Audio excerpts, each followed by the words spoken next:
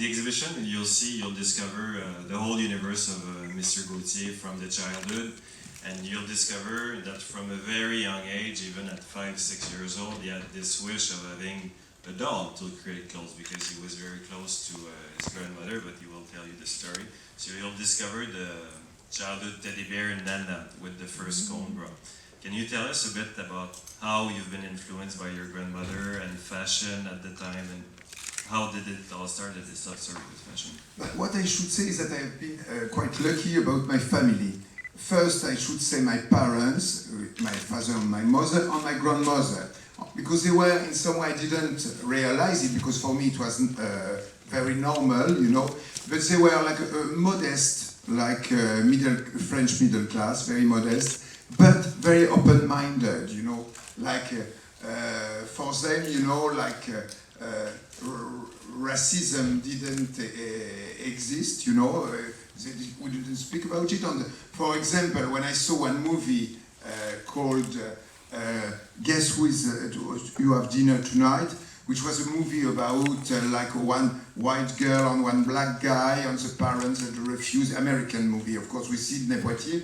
I saw it at the age of 13, and I remember that I asked to my parents, if I bring a girlfriend which is black, what should you say? And they say that if you love each other, it will be great. And years after, when I was donc gay, and I had a boyfriend, Francis Menuche, which was I did my own company. When I told them that I was in love with a guy, they say, "Are you truly in love?" I say, "Yes, we love each other." They say, "So wonderful, so do it, and be happy with him." So I must say that all that spirit make me like always interested by difference, and by the difference, the people that were a little different, that have a strange color of hair. It can be very blonde, like Swedish, or it can be very red, it can be texture of skin. And my grandmother herself was somebody that was like quite funny. She was like a kind of faith healer, you know, nurse, and she was having clients where she was giving at the same time advice about,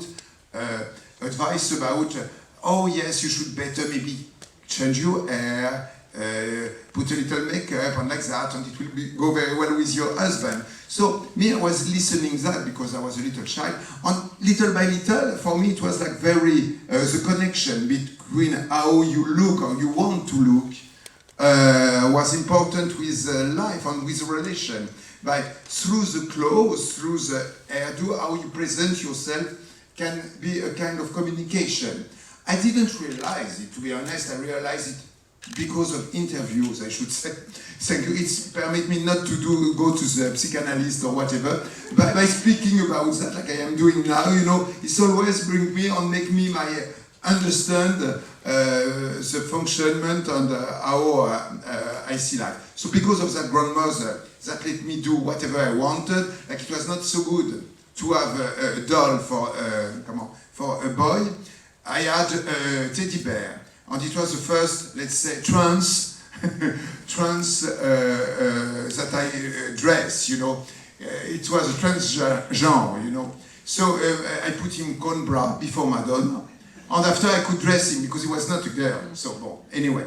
But he was having, I was on him, on that teddy bear. I put all the things that were happening. For example, it was the wedding of Fabiola of Belgique with Baudouin. So I dressed as a bride, my teddy bear. And after it was the operation open heart, you know. So I was doing operation, but I couldn't because there was the teeth, the cone, you know. So I make the operation there anyway. It was the Professor Barnard that was doing that, you know, in 60s, you know. So he has all the things. It was always in relation as what was happening around. And my grandmother let me do that and find it very beautiful, and she encouraged me and she gave me confidence, I should say. Also, it's in when during she was going to see some customers, some clients, where she was doing massage, you know, that me I saw one corset which, I say, what is that? What is that? What is that fabric on the collar, which was flesh color, which suits perfectly to the blonde skin of my Swedish friend Kristin Bergström. Always salmon in canapé, I was calling. So I was like into that, you know. So it's mean like I love it, and she told me that the corset was orthopedic, you know, orthopedia. So it was also to be slim, to have the waist very. So sometimes you have to suffer to be in fashion, I suppose. Anyway, there's some people that love to suffer. And she says that she has to take and to drink vinegar to have the waist very, very small. So she was taking, the vinegar, and after you lace it up, contraction of the stomach, and after the waist is like that. I didn't try, to be honest, but I make try to my cobaye, which are the models. So that it's. Maybe in Sweden it's another alcohol, that vinegar, no, that can make the effect. So that's it. Thank you. Also, Madonna says that, because in the exhibition you'll see that there's 5 iconic costumes that Mr. Gauthier designed for Madonna for different tours that are exhibited. And in fact, Madonna was saying that she liked to work with you because both of you had the sense of humor and the sense of irony, but also what she liked very much is, in fact, the open mind about masculinity, femininity, and you know, to play with genders. Can you explain your relation, your work relation with Madonna, how you worked through the years for 25 years? I should say that it's very unique because truly since the beginning, when I saw her like singing Holiday, I remember in Top of the Pop, I said, wow, what is that girl? I thought she was British because for me she couldn't be American because the American was very different. But her, she had like a kind of eccentricity and the look was truly very much into what I was doing. She was in the same spirit. And I felt as much as I saw her, I hear her in interview, and I saw her also in the first MTV award where she was strong and like powerful and like a post women's lib, you know, women's liberation. It means like she was like using the codes of seduction, feminine seduction, but to be strong, as strong. It's the most macho woman around. No, it's the biggest macho I ever met, I should say. So she's very strong and powerful, but with a sensuality and sexiness which is feminine. So I felt all that in her, that she was very clever and very knowing where she was going, but also in the term of communication, but in the term also of what she delivered as a kind of message, which is like women can be strong. And even now, you know, where she is super criticized, I think she's still going on that, you know, by the fact that, for example, now people and media are criticizing her because of she is in body with stockings and even going to ceremony like that.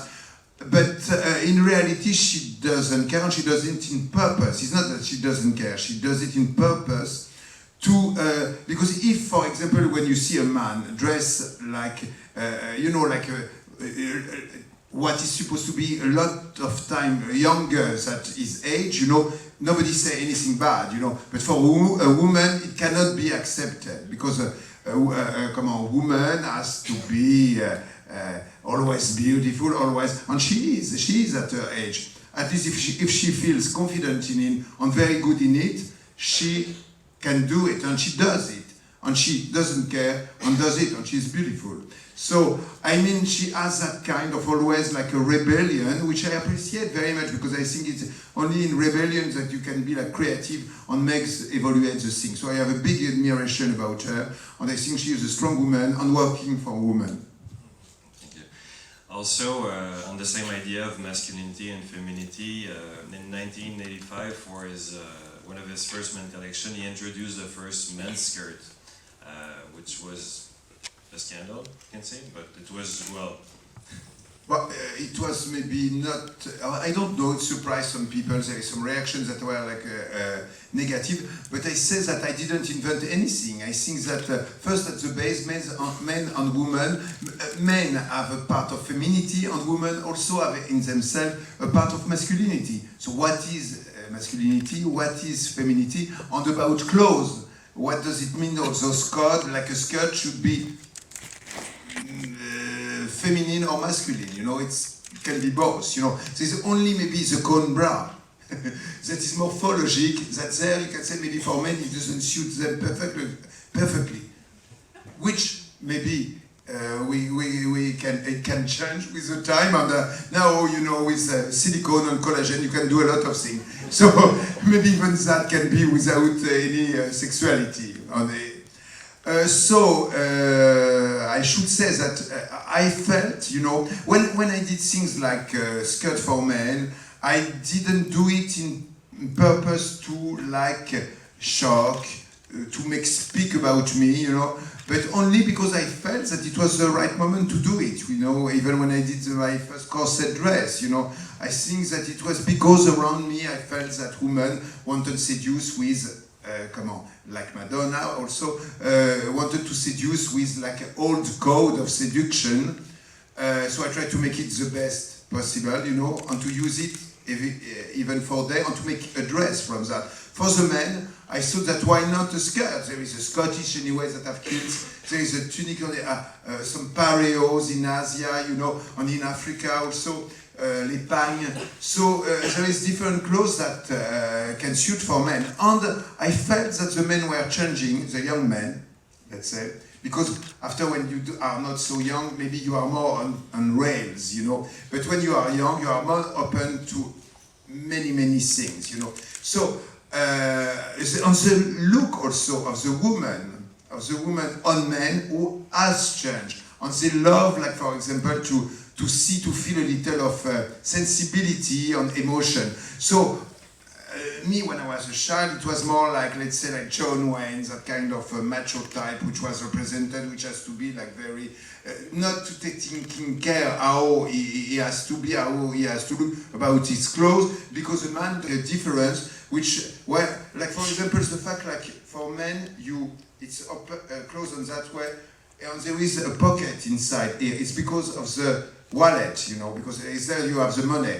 So the women have not to have the money, maybe. So I felt some like injustice and stupid things, you know, about clothes that I wanted to show. The first time I make a collection for men, a collection that should be about the male object. Because like the women were considered like object before, and they were, in reality, the trouser came to them like symbolically to represent, that there is not difference. The difference is not from the skirt or the trouser. So I did the same with men. I wanted to show that also there is some men that were sensible. Even one actor like Gérard Depardieu was saying that he has like a feminine sensible, the feminine side of himself, which was not at all obvious, but anyway, he had one, and the sensibility, even when you are actors, you know. So I was seeing that even the young men were changing. It was not a question of sexuality, to be gay or not. It was a question only that on the woman love also the men that could be seductive. To be seductive, it couldn't be, it was taboo for men. A man has to be strong, powerful, with money, with I don't know what, and to fight, and to be stupid also. But so women, so men, I wanted to show that there is some that can think, and I also sensible, and also some that don't think, don't think very much, and can be like a sexual pleasure of some women, and of some other men too.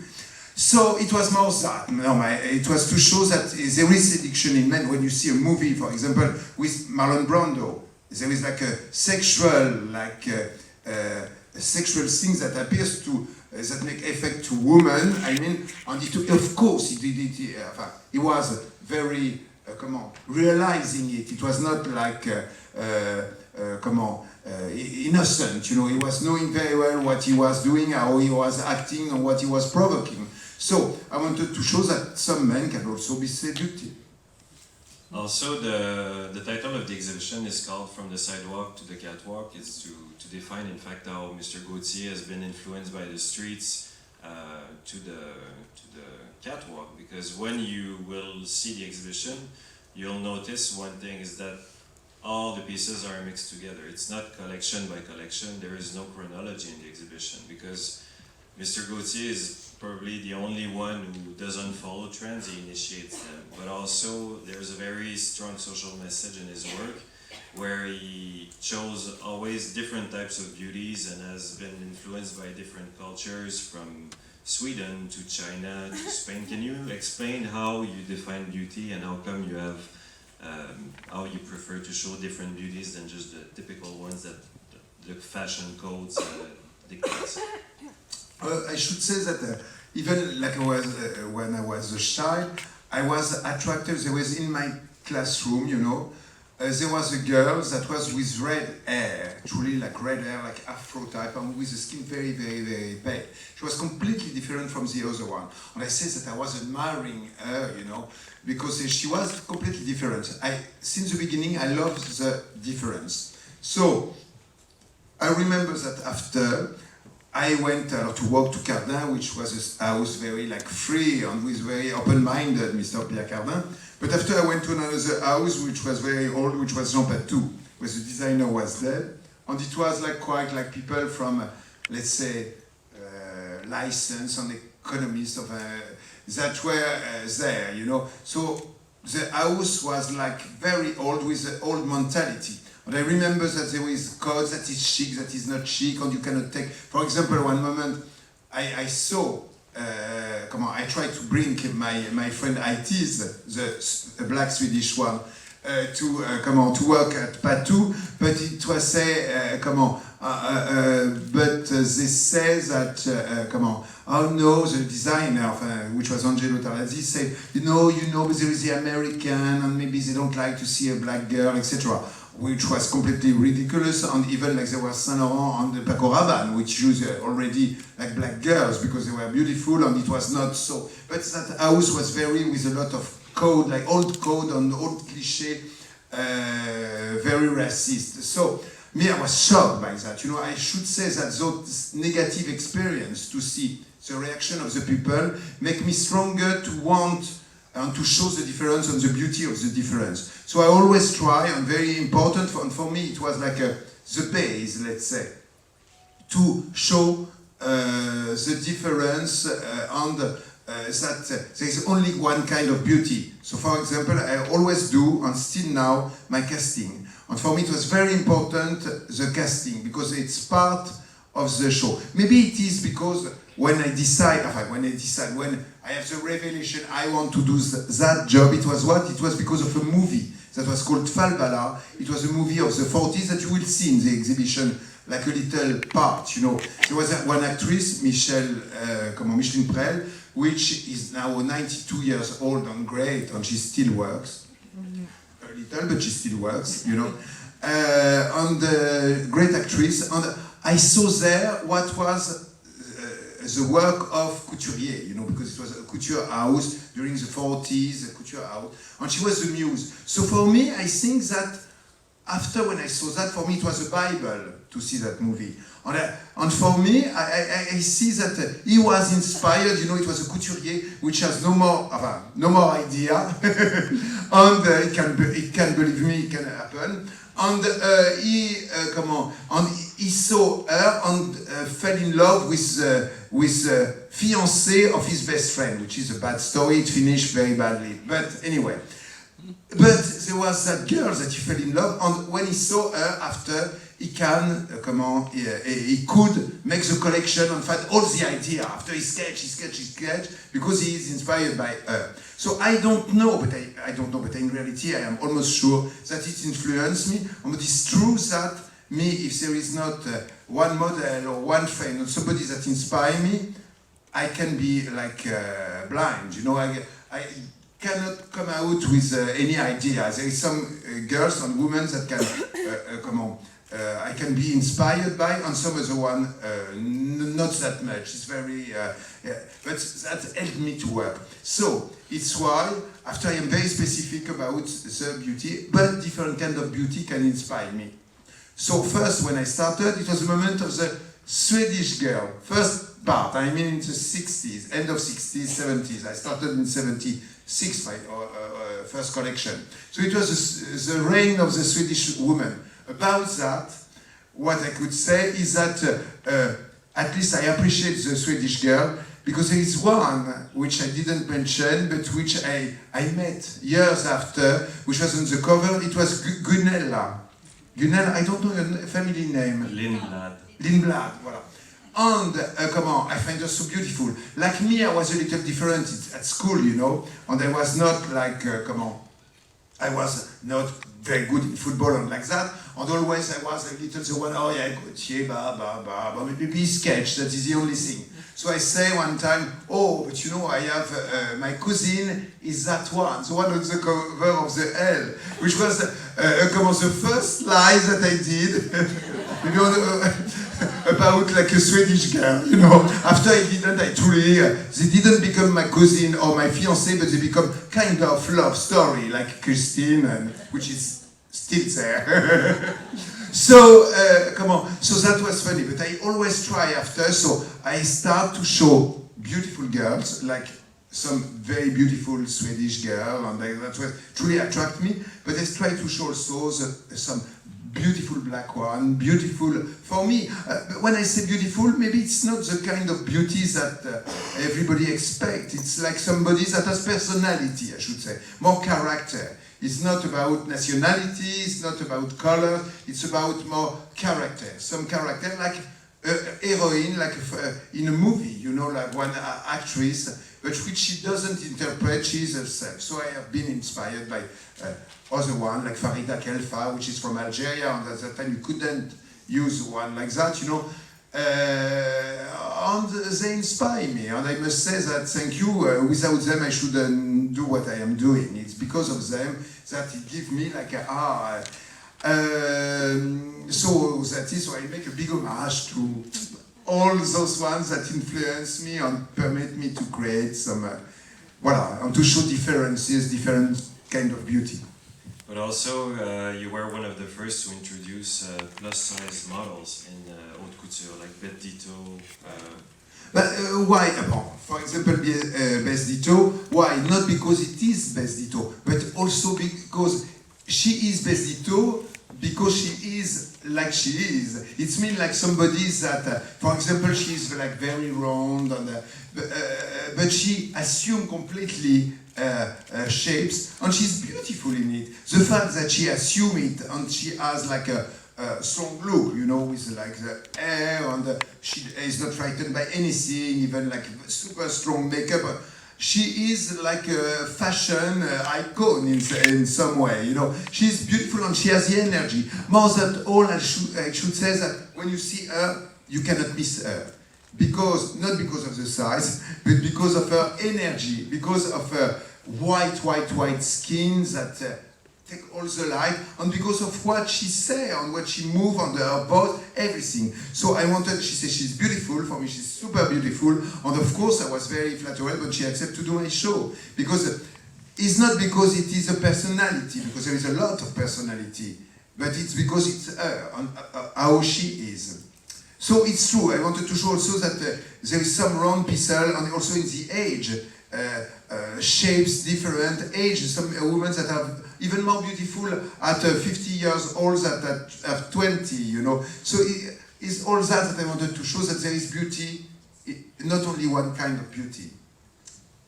Also, from 1976, you did so many collections, but what most people don't know is that in a year he designs more than 16 collections, because he's doing haute couture twice a year, men's ready-to-wear, women's ready-to-wear, and he's doing the pre-collections, and this is not even all the collaboration he does with movie directors, pop stars, and different people. But every time he does costumes for a pop star, for a movie, or for a haute couture collection, it's always a different story. How do you find all these inspirations?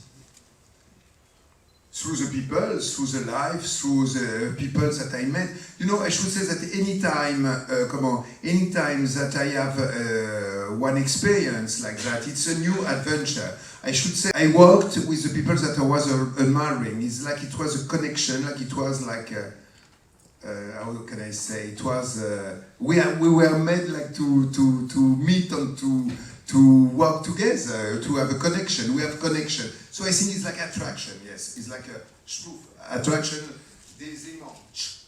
coming like that. So it's good. So I have great experience working with all those directors like Moldova, like Luc Besson, like Peter Greenaway, like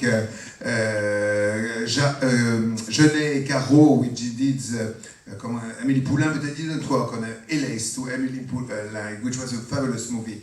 But the very French way, I work with the City of the Lost Children, you know, which was from Genet.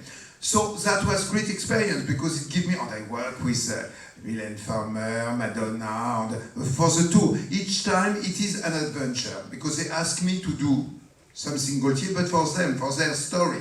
So I go into their story, into their world, and try like a chameleon, you know, to keep a little of myself, but for them, which is great, you know, and like that I learn a lot of things. I am very lucky because at the same time I learn a lot of things. I am paid for it and I learn, so that's beautiful. Also in the exhibition you'll discover a special space dedicated to the love of Mr. Gaultier for Sweden, where you'll discover all the different models he worked with, from Frida Gustafsson to Heidi Zenson to Christine, who's here with us today, but also the Eurovision costumes and ABBA. Can you tell us a bit more about your Swedish love for culture, for models? I should say that it's evident because you can see it in my work. Already you will see in the Eurovision, as you said it already, about like the Eurovision, and last time with Petra, which is absolutely fabulous. Also, she is like a personage. She has a big character, a strong character, and she was evident.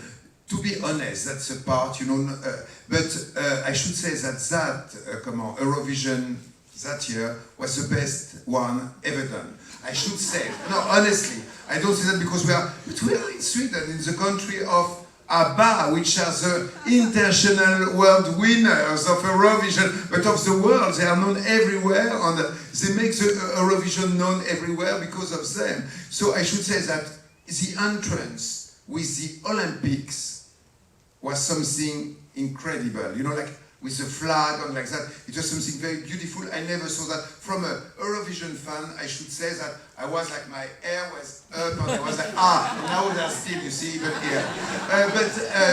It was like fabulous. The entrance with all those flags, it was really a dream of Eurovision, you know. So I said, good luck for the next one to do it, because truly, after that, you cannot do anything. Anyway. So that was a great experience to dress there and to be part of it. Really, I enjoy, you know.